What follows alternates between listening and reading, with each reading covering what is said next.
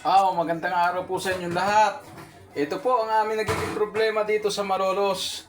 Tingnan niyo po naman. Ito po ay maghapon ng walang tulo. Binuksan ko na po ang gripo, wala pong tulo. Ito pong prime water ay hindi po inaayos ang kanilang mga linya.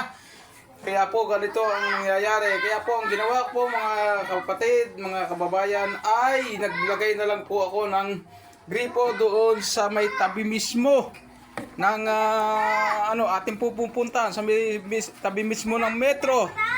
Ito po, tingnan nyo po ang aming gripo. Dito po may tulo pero mahina. Tabing-tabi na po ito ng aming gripo. Ayan po, binuksan po ng aking apo. Tingnan nyo po, yan, ganyan lang po yung kahina. Hindi po yung lumalakas. Lagi pong ganyan ang tubig dito. Nagpupuyat po ang mga tao rito dahil po sa kanilang tubig na napakahina.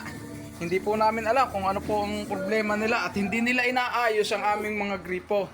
Kahit ang linya ng tubig dito. Tingnan nyo po naman ang aming gripo sa lababo. Yan po, makikita po ninyo walang tulo. Paano ko po magagamit ang lababong ito kung walang tutulong tubig?